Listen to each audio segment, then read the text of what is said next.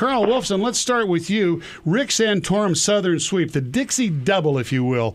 Does it matter? Yeah, I think it matters. I mean, those voters have a say, and Rick Santorum's going to have an awful lot of delegates when he gets to Tampa, and he's going to have a say in the party platform if he doesn't win the nomination. He and Gingrich are going to have a say on who speaks, what the message is, what the platform is.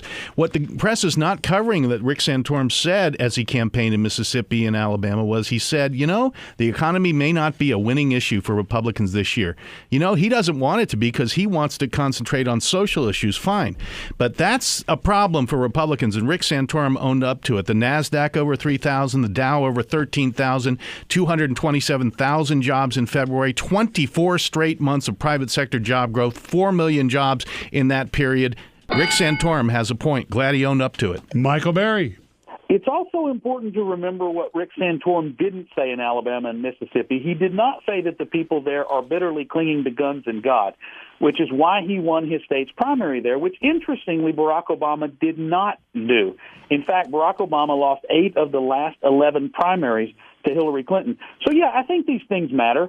And Obama's win in 2008 in November, after losing those southern states to Hillary Clinton in the primary, goes to show it's important to let every voter vote, whether that be the Democratic primary or the Republican primary.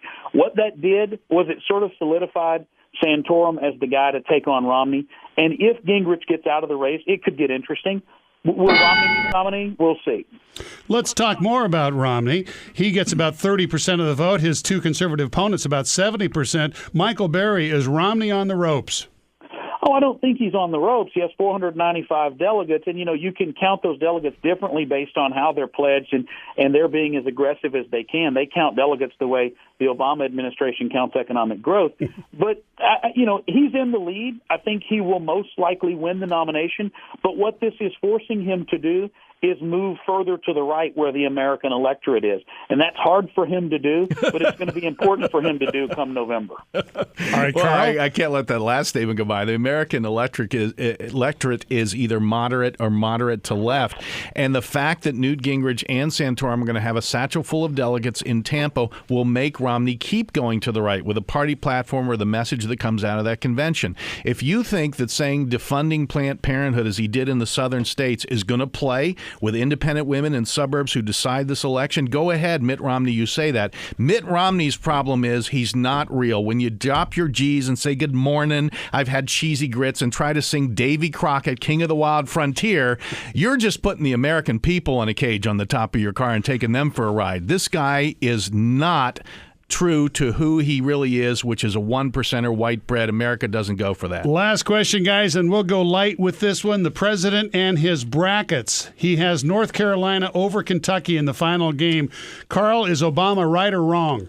Boy, you know, I think I'm going with Syracuse. I'm going to go with Jim Boeheim. Obama's wrong, man. That's a Marxist pick if I ever heard one. Are you kidding me? I break with the president on this. How can he go against Jim Boeheim and the Argman, baby?